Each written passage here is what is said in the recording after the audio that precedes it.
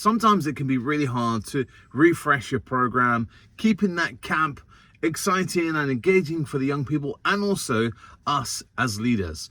And I thought, you know what? Let's see if AI can plan my autumn camp. I'm going to show you my results that I had with ChatGPT. Here we go. So I logged onto my computer and I asked this simple question. Are you able to help me write a scout camp program for my scout troop? Before you write the program, ask me any relevant questions. So then ChatGPT asked me these questions: the date, the age, the theme, the location, activities, equipment, troop size, and special considerations such as dietary requirements, medical needs. I answered those questions, where my location was, the camp, the time, my experience of quite young scouts, and then I've got kind of the top end where I've got some young leaders.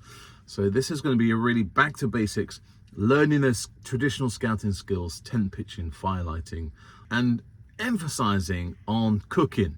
My scouts really love to cook, but they've never cooked on an open fire. We've done it on the gas rings and stoves, but never over a campfire. And that's something I really wanted to do on this camp. And also, not forgetting, I hired out the laser tag equipment. That's the only activity we're going to do specially on the scout camp. So I pressed go, and here is the program that ChatGPT recommended. We'll go through it together and we'll have some feedback of my thoughts on the program.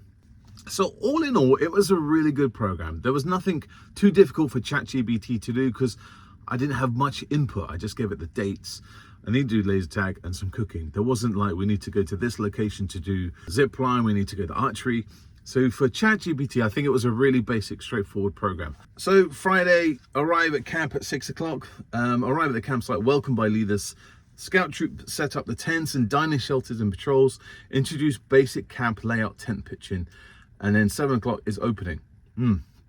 So my honest feedback is that 1 hour, we're never gonna get the tents up because these are junior scouts, and the site layout in 1 hour, it's not gonna be done. This is more 2 hours. So I would have flipped it the other way around and done an opening ceremony at 6 and then started tent pitching at 7. So at 7 o'clock, they're gonna open the camp with a campfire safety briefing, campfire lighting, and the talk, and set up camp rules and responsibilities. Now, I love this. I love that they're emphasizing about the safety rules, the campfire, and this opening ceremony. Love that.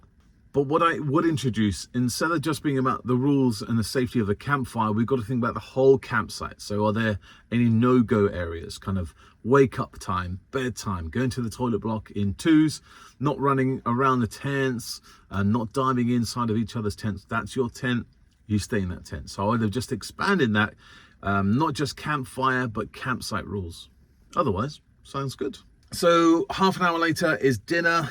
It's going to be a packed supper, maybe some simple sandwiches, fruit, and that's going to be provided by the leaders for the first meal. Okay, fair enough. My feedback on this was maybe not sandwiches for dinner. We want maybe something warm, something filling. So maybe the leaders can provide some hot dogs or some burgers or something quite simple. But quite often what I do is, if my scouts are arriving on a Friday night, I just send an email to the parents asking them to bring a packed dinner. So whatever they want, maybe they want some pasta.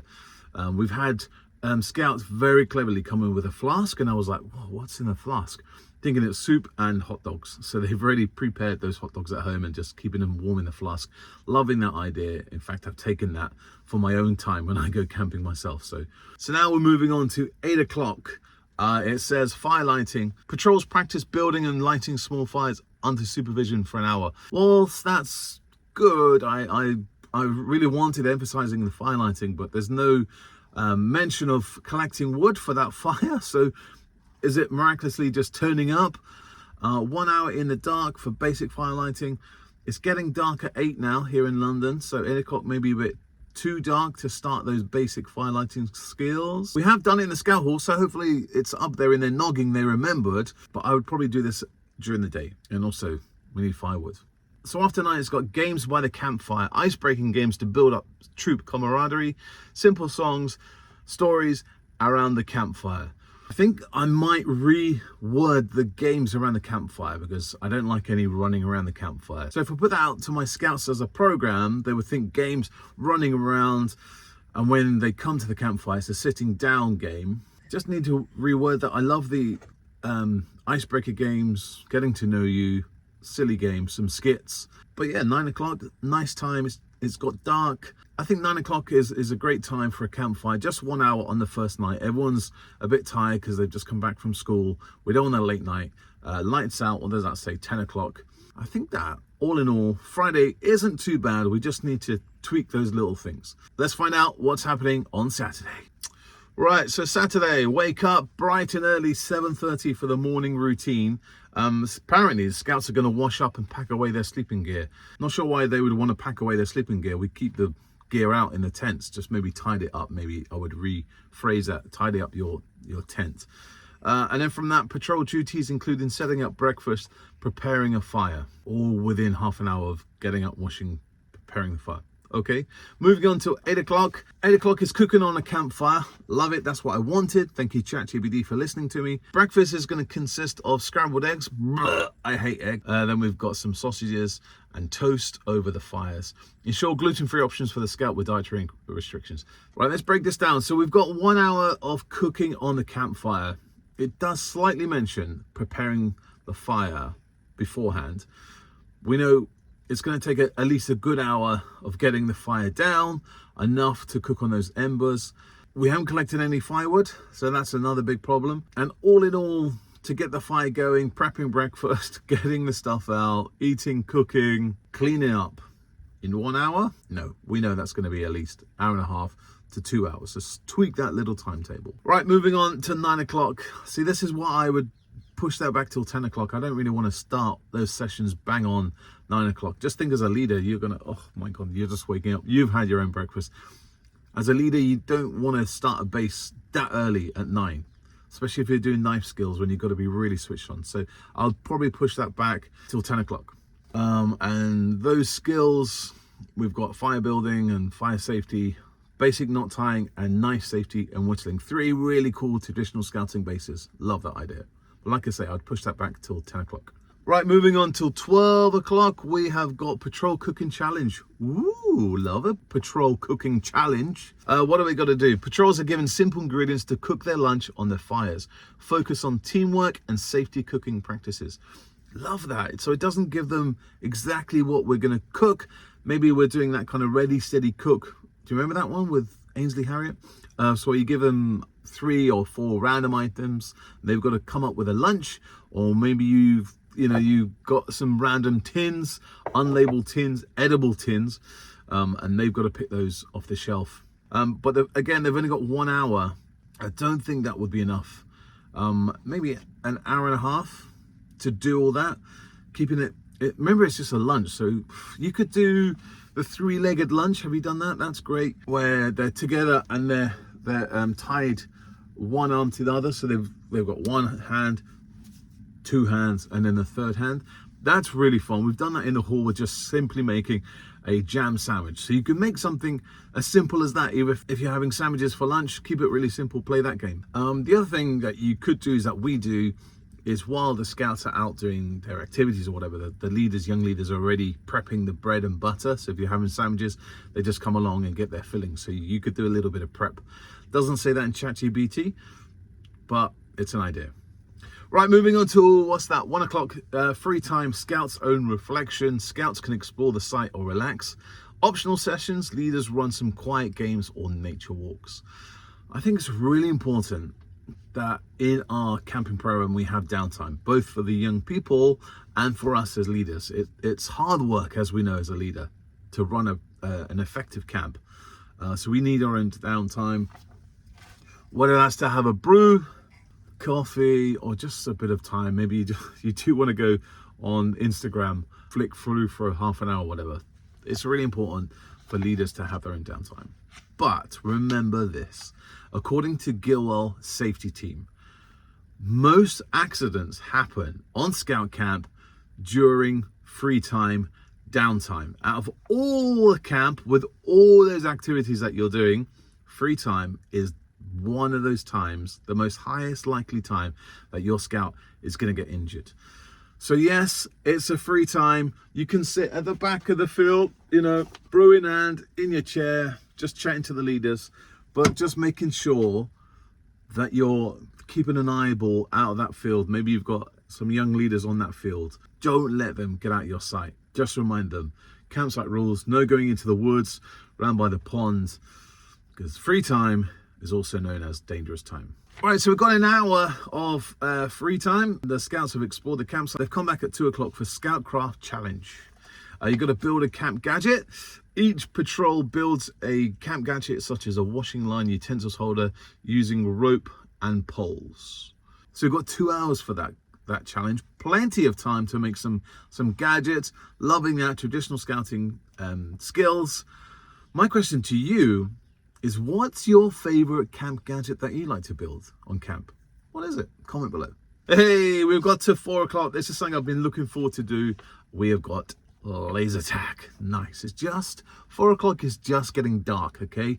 It's not pitch black. It's not bright sunlight out there. It's a bit of fun to do laser tag. So we're going to run that for 2 hours. Laser tag session at dusk. Split scouts into teams, playing in a designated safe area. What I'm planning to do on this camp, we've got an open field, so we'll play maybe 2 games on the open field, and then the finale, we'll head into the woods. Right, after laser tag, we have got another best time of the program, dinner time. Dinner time is at 6. Again, it's another campfire cooking challenge. Nice. Each patrol prepares a stew or foil pack meal over their campfire. Ensure gluten-free options. That will be an hour and a half till 7:30. Feedback on this, again, there's no talk about collecting wood. That wood collection can take half an hour, 45 minutes. If you know what your scouts, they're probably like me. They come back with 1 twig. Hey, Mark, we've done it. That's all we can find. Oh, man. Send them back out to the woods. So even wood collecting can take some time, can't it?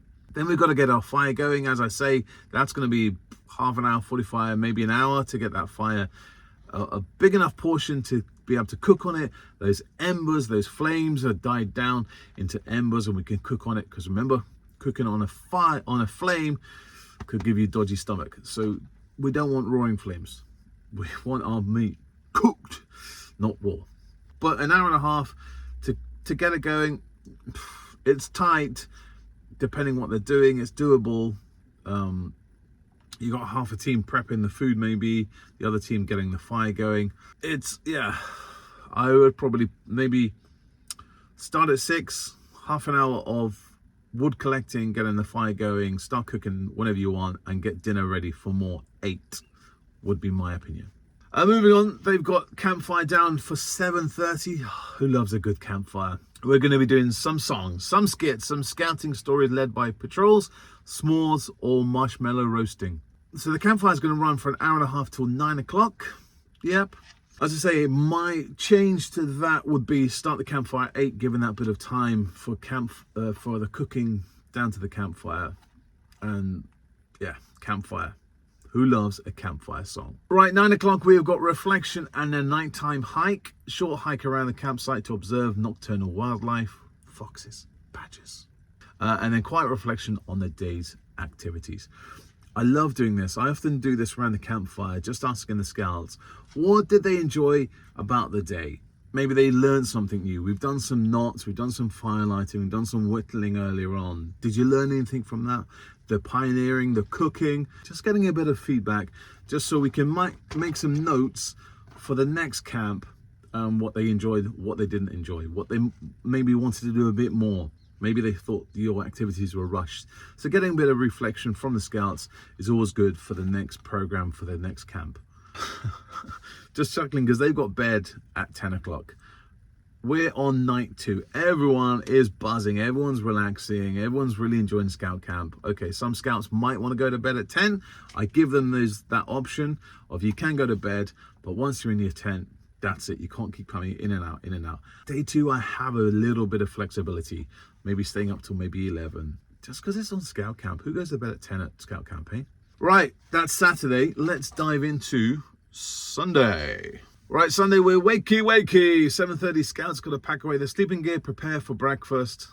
And breakfast is at 8. That is kind of doable. Breakfast is at 8. On this one, we're having a simple breakfast.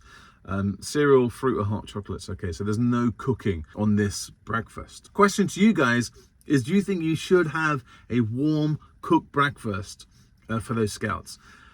I would say it depends on the time of the year. If it's like this, it's autumn, I think we should have a nice warm breakfast to start the day. We've had maybe a bit of a cold night. Do we really want cold milk on our Cocoa Pops? Preferably for me, I would prefer a cooked breakfast, but that's just my choice. What do you think?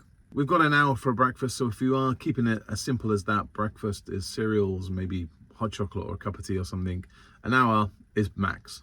Plenty enough time to have that breakfast. I just noticed there's no sign of any washing up, so scouts are not doing washing up on this camp. Lucky. Right, 9 o'clock to 11 is the morning activity. That's going to be an orienteering challenge. Nice. Patrols use a map and compass to navigate a course set up around the campsite. That might take a bit of prep, because you might, the leader, have to do this if it's not already designed and up and running in a campsite. So maybe you want to check that. I know if you're going to Packard, they've already got one, and I think that's free to use. They give you all the kind of maps and stuff. But if you're going to a campsite that doesn't have it, that's a bit of prep for you. So you might want to tweak that. And also, as it's 2 hours, you could get this run by young leaders. And then this will give the time for the leaders to start packing up maybe their own gear or the gear of the campsite, putting away the mess tent, tidying up a little bit. So 2 hours will give them a bit of time for their own personal tidy up. So 11 till 12 is the camp cleanup. Patrols clean and tidy the camp area, leave no trace principles, and campsite inspection. So that's 1 hour of tidying up the campsite, leaving no trace, making sure that campfire has properly been tidied up.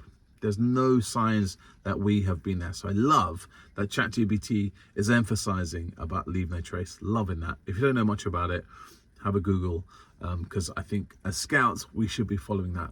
Leave no trace. Make it look like we've never been there before. 12 o'clock, we've got lunch. It's going to be a packed lunch provided by leaders.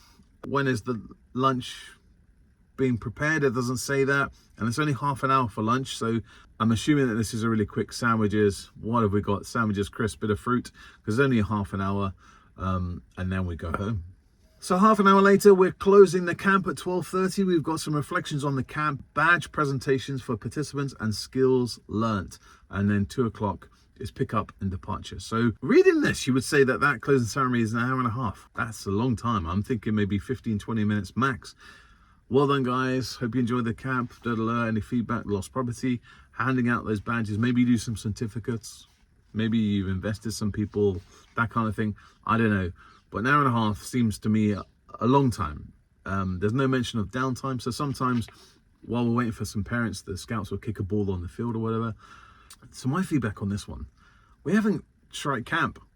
We haven't put any tents down. We haven't tidied up the campsite, packed away our own gear. There's nothing on here that says the campsite is down. Only the campfire. So who's packing away the tents? So what I did was I got that program, I went through it, made some notes, exactly what I've done now, went back to ChatGPT, entered those notes, and it rewrote me a program. And it's a really cool program, a bit more detail in it. Breakfast now consists of scrambled eggs, sausages, and toast. It's given us an hour and a half for that. It's now talking about we've got some time to go and get some wood for our campfires to cook over that. The dinner is now giving us 2 hours to factor in wood collecting, bring some wood for convenience. Maybe you cheat like me, can bring it from the petrol station. So me tweaking it, me putting those extra little bit of information into the camp has made this into an even better camp. I asked it to change the breakfast on the Sunday morning, by the way. I asked it to make it a warm breakfast. So now if it's maybe suggesting porridge, what young person eats porridge?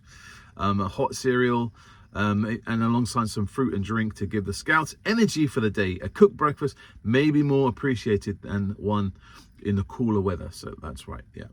But I did ask it to add in some more time to take down the tents and tidy up the things, and it's kind of shrunk our Sunday morning into more of a strike camp rather than doing some activities.